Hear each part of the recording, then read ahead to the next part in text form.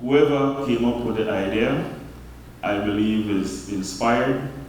It gives us the notion that all the tourism industry is doing is not only for those at the top, but we get the crumbs, and the crumbs taste nice. The crumbs that Pastor Paul Casanova speaks of are those that 8 resorts in Belize have been giving out to needy institutions since 2018.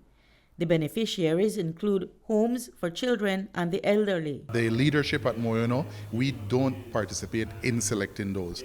The selections are made by the employees at our individual resorts. So you will see, if you notice the recipients here today, that they came from a wide variety of locations: Dangriga, further south, Cayo, Belmopan, Cotton Tree, etc. And that's because the recipients being selected by the employees represent where the employees actually live, not necessarily where the resort is located. Today, several institutions once again benefited from the generosity of Moyono's philanthropic efforts, as shared by the brand's Chief Operating Officer, Reynaldo Malik.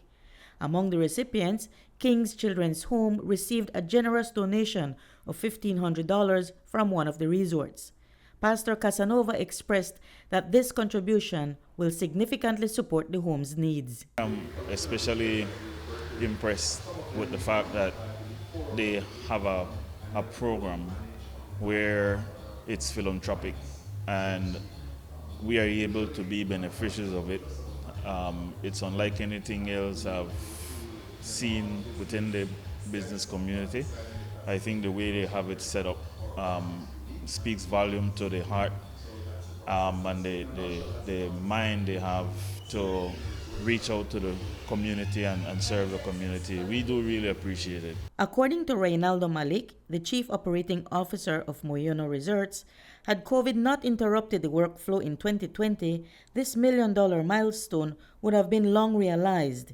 But the pledge continues. We would have certainly gotten past 1 million last year, as a matter of fact. I mean, we were on track in coming off of 2019. That was then the very best year for tourism, and we were on track to enjoy a tremendous year as an industry and at Moyono as well for 2020. But unfortunately, what happened, and it set us back. But we're glad that we've now made it to the $1 million mark. And to your point, we're hoping that we'll be able to get to $2 million faster than we got to 1 million. Malik explained that the donations come from a portion of the profits made from bookings as well as from patrons. The moment you book a room at one of our resorts, we donate an automatic amount out of that.